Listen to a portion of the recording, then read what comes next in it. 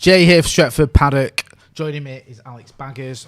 Manchester United 1, Tottenham Hotspur 6. This is the live review.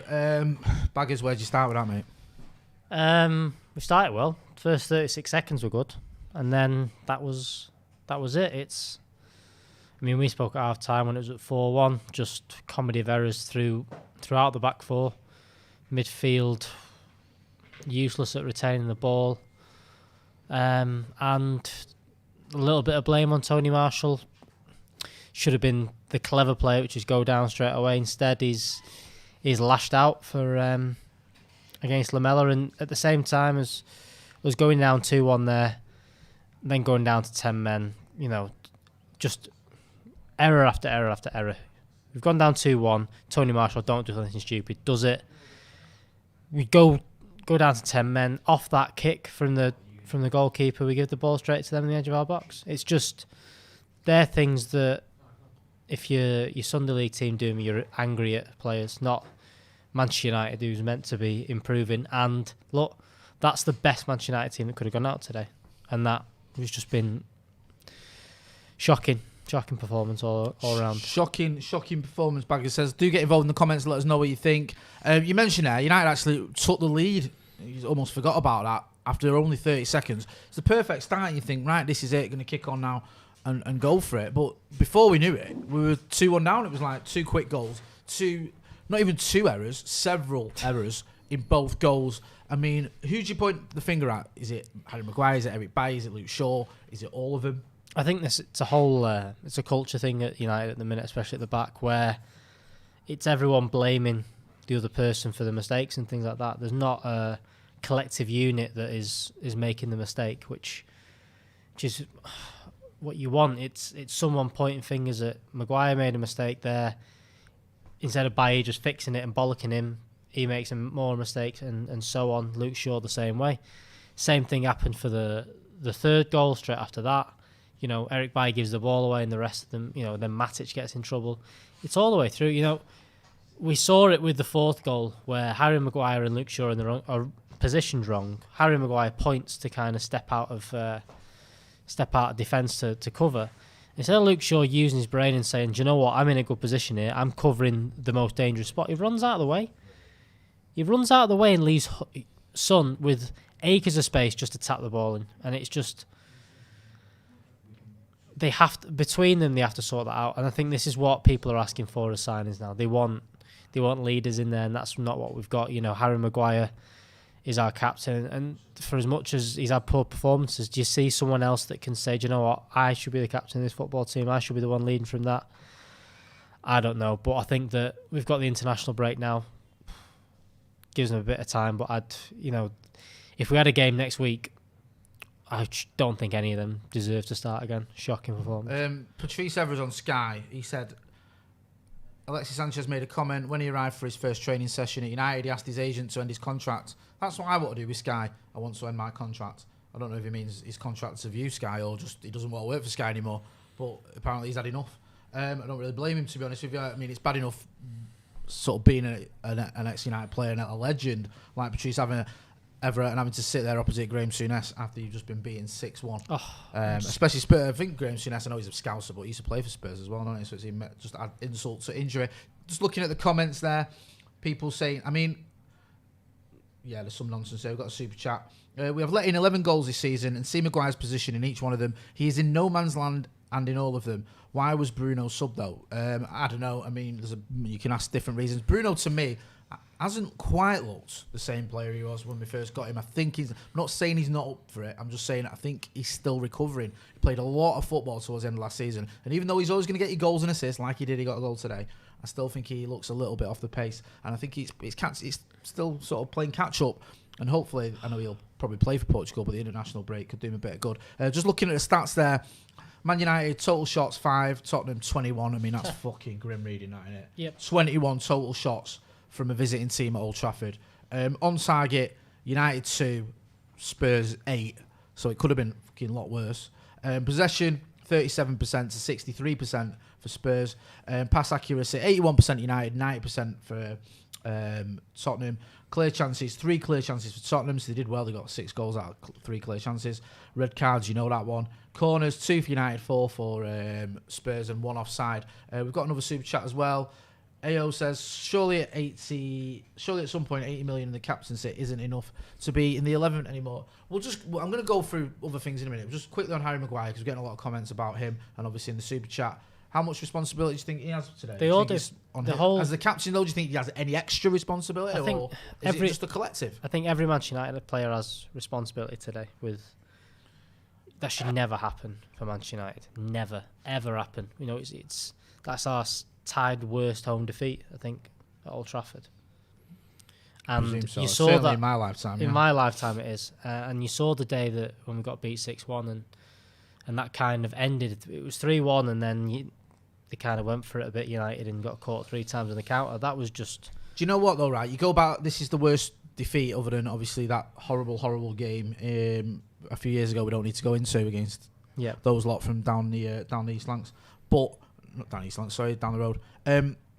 But that game, if you go back to that game, the difference was, and the reason we got beat 6-1 is we went for it. Yep. Do you know what I mean? I remember it. When we were Fletcher got that goal, but it makes it 3-1. We still kept, even though with that 10 men, we kept going for it. And then, obviously, in the last 3 minutes, they just scored 3 goals. It was bizarre. But today, we didn't go for it, really.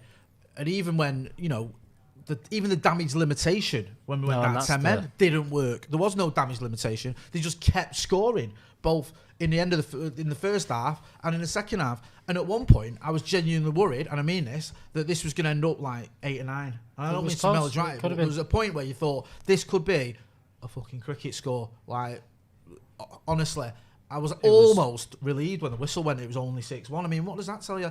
How much pressure do you think Ole Gunnar Solskjaer's under? A lot.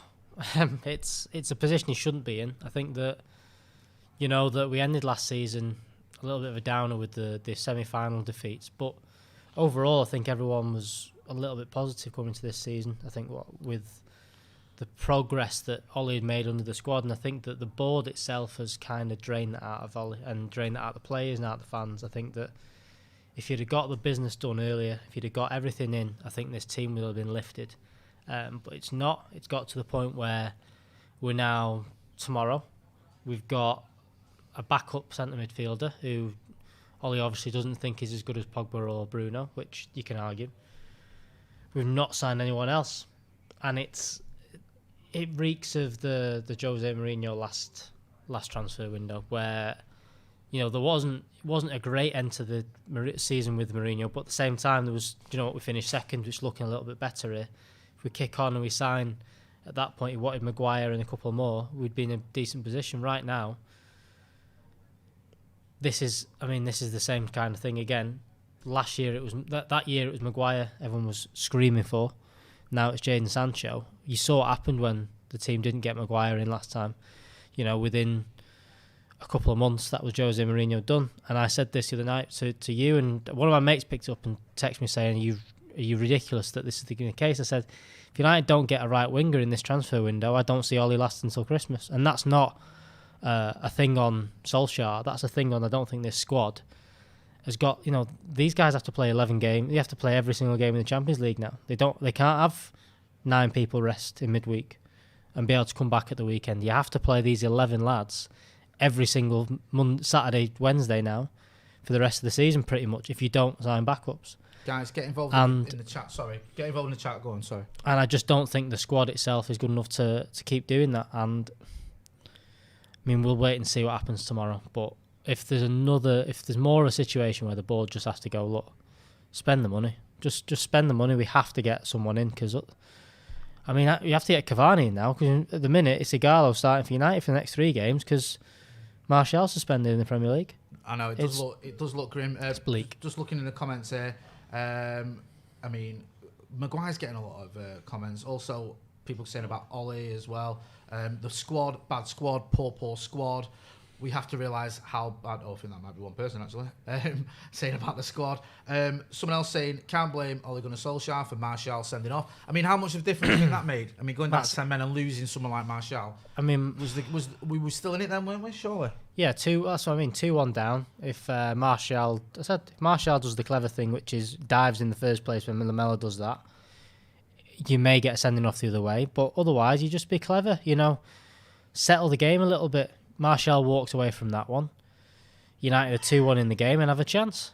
But he doesn't. He gets sent off. And like I said, then Eric Bailly makes the mistake of just clear the ball.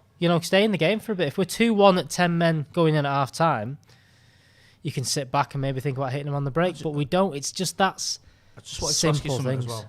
Right, we've been most people have been calling for Eric Bailly to come in the squad, in the team. He's come in. So that's got to sort of send a message to Victor Lindelof. I mean, this is a Spurs, this is a big game that you brought in Eric Bailly for. We've just bought a left back. I know Luke Shaw was saying we need signings, but that's got to send a little bit of a message to Luke Shaw as well.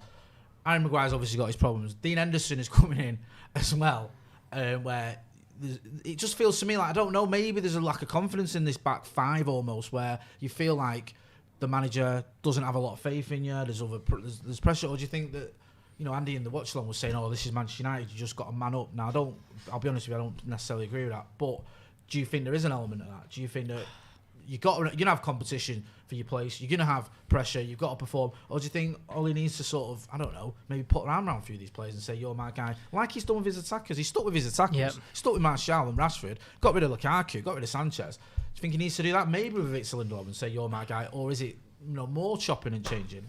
I don't know. We saw it. This back four seemed similar back four. I mean, Wan-Bissaka added to it that when under Mourinho and he was constantly going, "We need another centre half. We need another centre half." And after a half decent season, we just capitulated. Same again. Rumours this summer that we need a better centre half and left back as well. And I think there's lack of confidence there. But at the same time, centre halves, Bailly's come in after being told, "You must be better than Victor Lindelof. You've done well." Luke Shaw's had the thing of, Teller's got announced before the game or pretty much done before the game.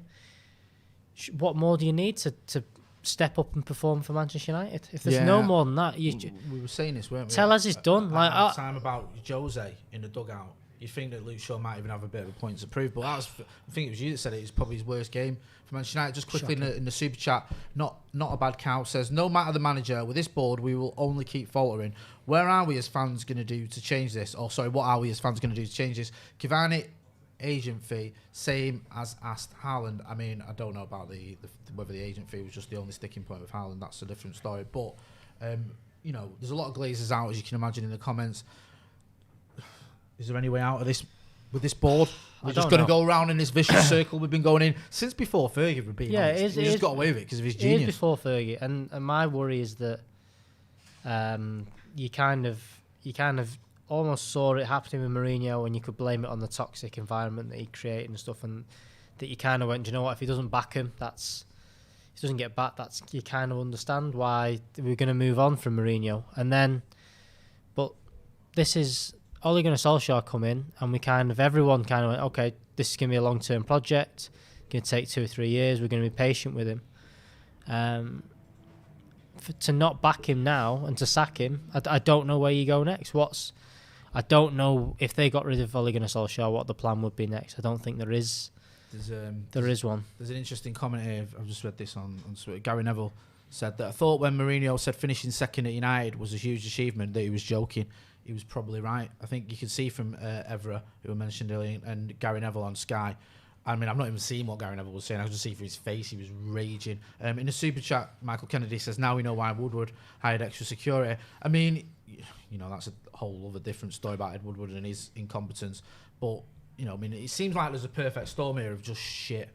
Ed Woodward doesn't know what he's doing. The board aren't investing. We're not getting the right players in. Our rivals are strengthening.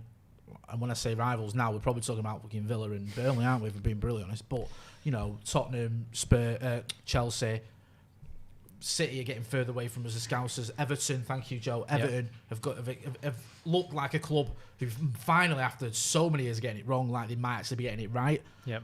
I mean, this could be a horrible season. I don't want to be melodramatic, but you don't get beat 6-1 at home for nothing. No, and this is it. This is the whole. This is the worry. The worry was that Ollie's doing what you'd think is everything right. You know, he took players out of the team that were doing poor, brought in better players in. There was no. You can't argue today. They put the best 11 out there.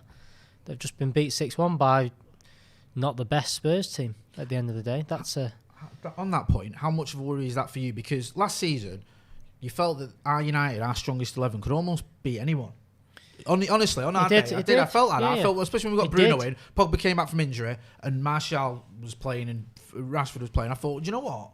On our day, I'd put us against anyone. The only reason we sort of, got some results that weren't great was sort of fatigue or whatever kicked in. But, we had that wonderful run, didn't we, from post-Burnley to the FA Cup semi-final, whatever it was.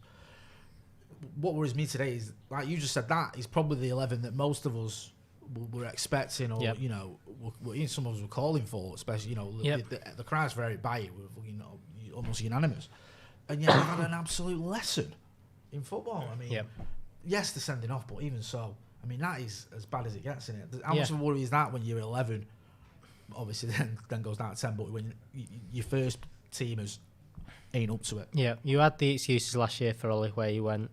Rashford was injured, Martial was injured, Pogba was injured. We didn't get Bruno in the summer, and you had decent excuses all the way through for them. The problem is now is that Ollie's got his best 11 out there. Now, whether that is a problem with how he set it up, I don't think so. I think the biggest problem is that you've a lack of depth there, and I don't know. Honestly, it's a bad mood around the place, and it shouldn't be. It shouldn't have been coming into this season. And I think that's Manchester United board as the problem more than it is the players, and the manager has done all the right things, but I don't know. I worry for after tomorrow what's going to happen. If United haven't got 3 more signatures and 3 very good signatures tomorrow, I think the mood around the place is going to be even worse. Can we get rid of CT? Yeah. In the comments. Sorry, in fact, I'll do it. Sorry. Guys, we're going to wrap it up there. Just before we go, I'm just going to get involved in some of the comments. Smalling, Maguire, people are saying a centre-back shouldn't be captain unless he's Sergio Ramos calibre. I mean, I don't know. There's not many of them, if I'm being brutally honest. Ollie out, boring tactics, boring manager. I wouldn't mind if they were boring and we got a 1-0 win. I can live with that. When we got a 1-0 win when Rashford scored that goal at Wembley and David De Gea was man of the match, I was happy with that. Didn't care about that. Yeah, don't care. But when you're getting beat 6-1 at home, that's not just boring, it's completely shambolic. Ollie's on the screen now, I can see he looks fuming, he looks a bit shell-shocked, if I'm being brutally honest. Guys, we're going to have the fan cams, we're going to have the reaction from Andy Tate's here once he's calmed down. Stephen Anson's here as well once he's sobered up. We're going to be in from them, we're going to be in from Joe, Baggers, David Pritt. We'll also have 7 reasons why we were part of a 7-goal thriller against Tottenham Hotspur at Old Trafford. That's been Alex Baggers. I've been Jay Motty. Don't forget to hit like, share and subscribe. Thanks for watching.